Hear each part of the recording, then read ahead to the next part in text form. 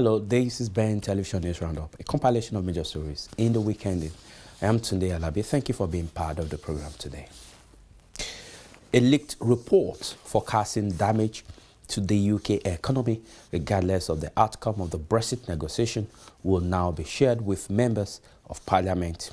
Ministers had initially kept the report, which showed that Britain will be worse off and immigration will harm the economy following Brexit.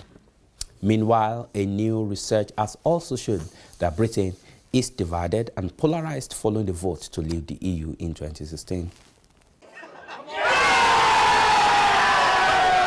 In the wake of the vote to leave the European Union, Britain's Prime Minister said the country was uniting.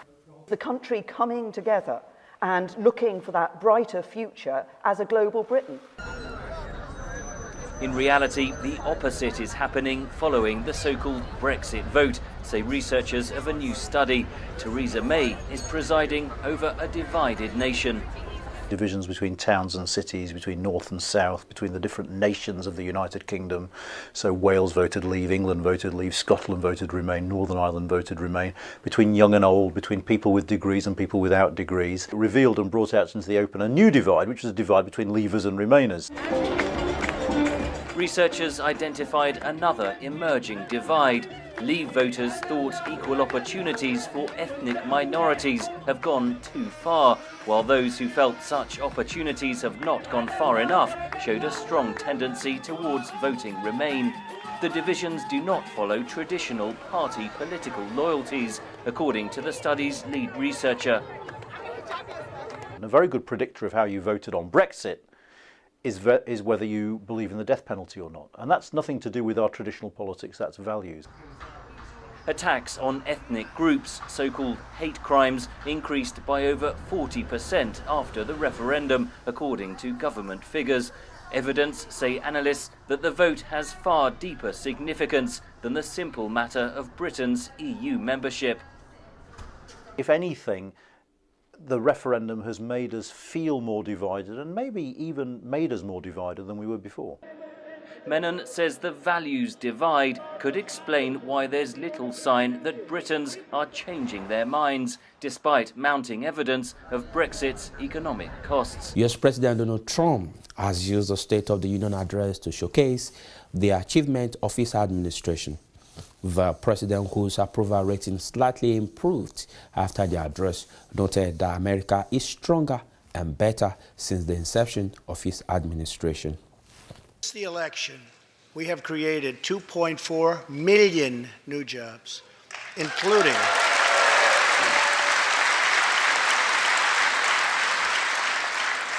including 200,000 new jobs in manufacturing alone.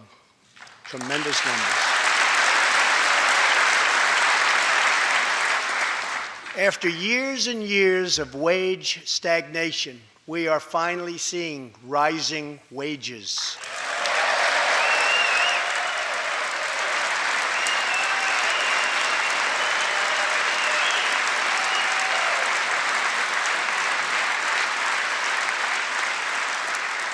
Unemployment claims have hit a 45-year low.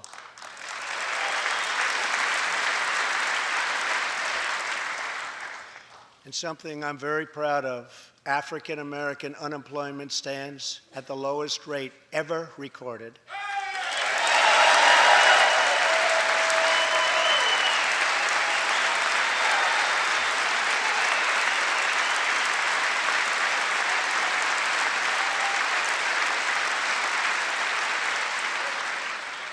And Hispanic American unemployment has also reached the lowest levels in history.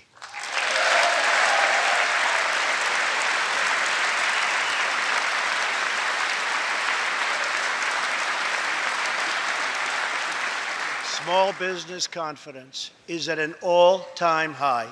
The stock market has smashed one record after another, gaining $8 trillion and more in value in just this short period of time. The great news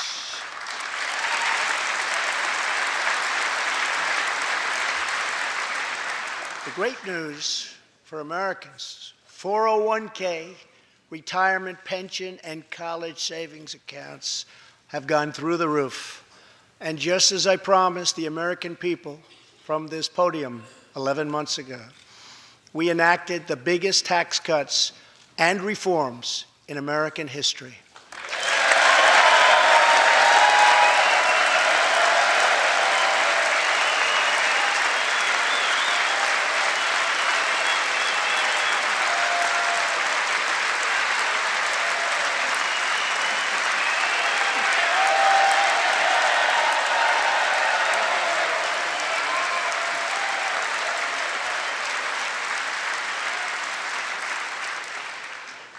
Our massive tax cuts provide tremendous relief for the middle class and small business.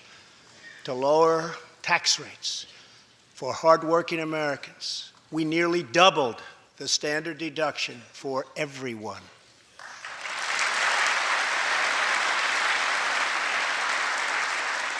Now, the first $24,000 earned by a married couple is completely tax-free.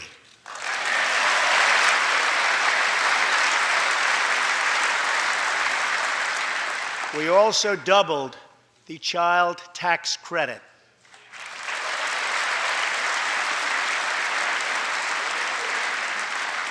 A typical family of four making $75,000 will see their tax bill reduced by $2,000, slashing their tax bill in half.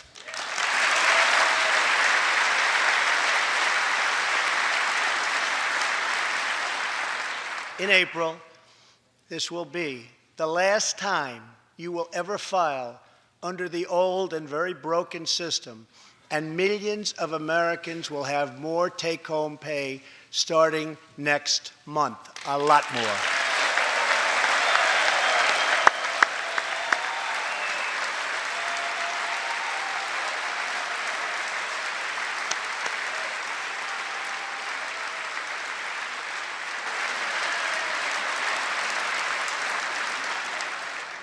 We eliminated an especially cruel tax that fell mostly on Americans making less than $50,000 a year, forcing them to pay tremendous penalties simply because they couldn't afford government-ordered health plans. We repealed the core of the disastrous Obamacare. The individual mandate is now gone. Thank heaven.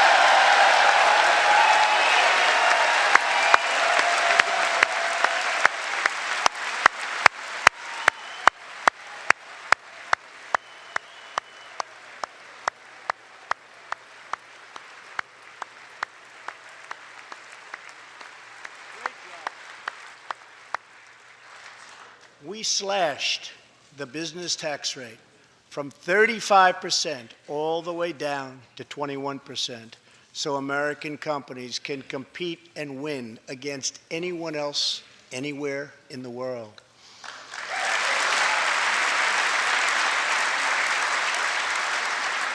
These changes alone are estimated to increase average family income by more than $4,000. A lot of money.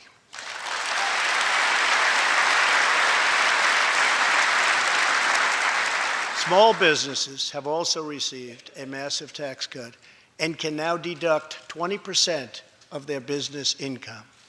Here tonight are Steve Staub and Sandy Keplinger of Staub Manufacturing, a small, beautiful business in Ohio. They've just finished the best year in their 20-year history.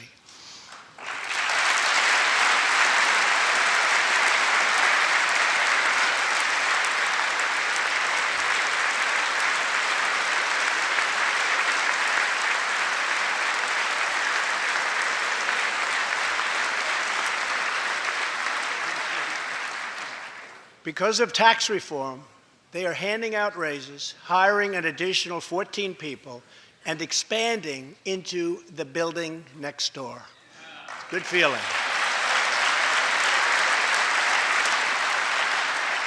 One of Staub's employees, Corey Adams, is also with us tonight. Corey is an all-American worker. He supported himself through high school, lost his job during the 2008 recession, and was later hired by Staub, where he trained to become a welder. Like many hardworking Americans, Corey plans to invest his tax cut raise into his new home and his 2 daughters' education. Corey, please stand.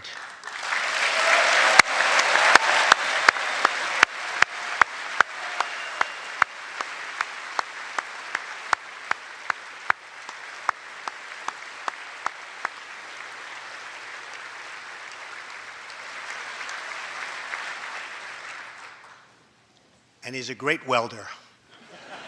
I was told that by the man that owns that company that's doing so well. So congratulations, Corey. Since we passed tax cuts, roughly 3 million workers have already gotten tax cut bonuses, many of them thousands and thousands of dollars per worker, and it's getting more every month, every week. Democrats in the U.S. Congress have expressed their doubts and reservation over President Trump's willingness to compromise on issues such as immigration, despite his softer tone in the State of the Union address. The President of the United States. After a tumultuous first year in office, President Trump used his State of the Union to make an appeal for unity before a joint session of Congress and a worldwide audience. All of us together as one team, one people, and one American family can do anything. We all share the same home, the same heart, the same destiny, and the same great American flag. Republicans welcomed the president's softer tone and his appeal for bipartisanship, including Congressman Brian Fitzpatrick. He talked about paid family medical leave, he talked about infrastructure, he talked about workforce training, he talked about opioids. These are all bipartisan issues, and I was really, really happy to see him strike that tone. But throughout the speech, Democrats often withheld their applause, signaling doubt that Trump was sincere. Many Democrats also questioned whether the president is truly willing to compromise on immigration, including Congressman Jim McGovern. This president's views on immigration are extreme. I mean, they appeal to a narrow, bigoted, racist element of his base. Instant polls following the speech suggested the president's softer tone was at least initially effective. The question is, will it last? Analyst John Hudak. If the president does want a reset, he's going to have to show that behavior more than just for an hour and a half, one night in January. He's going to have to continue to do that. And we have no evidence that Donald Trump has the capacity to change his behavior, not just in the long term, but even in the medium term. It is now up to Trump to build on any momentum from his speech, says Jim Kessler. Yeah, he should get a bump with the State of the Union. That happens with almost any president. The question is, how long does it last? What is the shelf life, the half-life on that speech? Does it help him for 7 days or does it help him for 7 months? Trump's speech left little doubt that his political base remains loyal to him. The president's challenge now is to find a way to broaden his support in the face of historically low approval ratings. Meanwhile, immigration lawyers have criticized the current trend of incessant arrests by U.S. immigrant and custom enforcement agents as a pattern being adopted against illegal immigrants. So time and again, we hear from our clients that they're driving down the street. They may not be driving, they may be riding, better stated, in a vehicle going down the street. They're pulled over, no apparent reason. And then ICE suddenly appears on the scene and they ask them questions. I've had numerous credible cases of people telling me that somebody knocked at their door early in the morning. They said, "It's the police. We need to talk to you right away." They open up the door and it's ICE and they come right in, with or without a warrant. And the number of cases of people being picked up because they're just found when supposedly they're searching for an alien for whom they have a warrant is greater than cases in which they pick people up because they have a warrant for them. In other words, it's rare that I see a case where ICE has a warrant for somebody's arrest, goes to their house pursuant to that warrant, and then arrests them. Instead, what I'm seeing is they have an arrest for, say, Joseph Smith. They go to the house, and Joseph Smith isn't there, but miraculously, Bill Cummings, who looks just like Joe Smith, is, and so they arrest him. Well, one time perhaps, but we're seeing it over and over again. So it appears to me to be a pattern that they're just using it as an excuse to arrest people. Now to Nigeria. Nigerians in the UK have expressed concerns over the state of the Nigerian nation. Speaking at an interactive session with Blending Party of Nigeria in London, a new political party in Nigeria, participants stated that the leadership of the country has failed the people. Is the problem with Nigeria?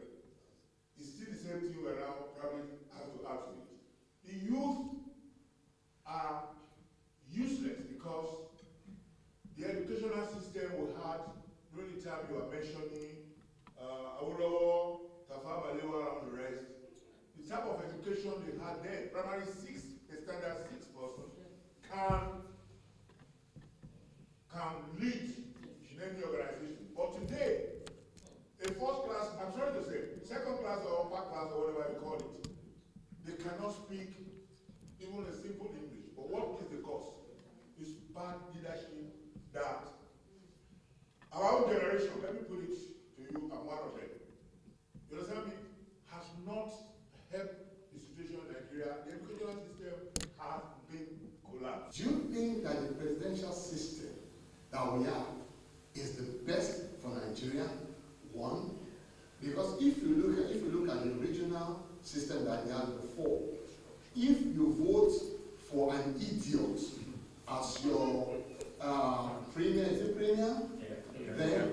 Then your region will be as stupid as the leader you voted for. And as long as Nigeria is not decentralized, we are still going to have the same problems that we are having since 1999. If our generation fail by 2019, exactly, by 2023, the coming generation will curse us, and they will continue to curse us. So what's the question? My question is this: our generation of young men and women in Nigeria, what ideological strand? Our problem is that Nigerians, we just call politics, we don't understand that politics has ideologies. Parties, people from parties, they don't have a political ideological strand. You don't know whether this party is a socialist, you don't know whether this party is liberal, you don't know whether this party is a conservative, you don't know whether this party is nationalist. I'm not into politics, but I love politics. But it's not very interesting. I'm looking into joining one, but I don't know where to go. Come here. Come here. I know. I mean, all you hear, the news you hear about politicians are so dreadful. You know, the killings, and they scare me to death. The party leader, Archbishop Samson, expressed optimism about Nigerians electing the right leaders at the 2019 general elections. You see, the problem we have, democracy is a system that was actually brought to us. That was not what we were used to before the colonial masters came in. They brought us together and they gave us democracy. Of course, democracy, if practiced well and properly, is really beneficial to the human race. Is the government of the people, by the people, for the people. But in our country, we have not practiced a government of the people, by the people, and for the people. It has always been a government of a few rich, strong people, by a few rich, strong people, for a few rich, strong people. We don't even know what we are practicing. Whether we are practicing the system in UK or practicing the federating units of the United States of America, you see, it comes under the same word, correction of the errors. Okay? The 1963 Constitution, which you will say the people put together, if I were to be allowed to say, I would have said, don't throw away the paper that Nigerians gathered together during the previous administration to have a national conference, just to look at it, look at the areas that are beneficial to the country and bring them up, because that's the first time we're able to sit down to do something outside the Constitution or the decrees amended that we inherited from the military and all of that. So there are lots of errors that needs a whole lot of correction. Our Constitution has errors, and that is what we are working with right now. So everything you hear today is as amended, as amended, as amended, as amended. We need to take this amended away and do something that is straight, that will be beneficial to everybody. And with that, we conclude the news roundup for this week. Thank you for being part of the program. I am Tunde Alabi. Enjoy the rest of your day. Bye.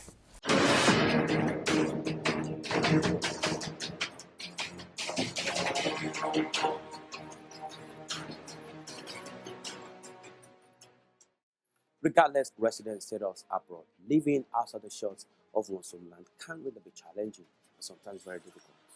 Let's be sincere, to keep pace with happenings from the host country abroad can really be difficult. Here on Dialogue in Diaspora, we give you every information, every news, every current issue you need to know on happenings outside the UK. Dialogue in Diaspora is your link between the world and the United Kingdom. It's your window to Africa development. Here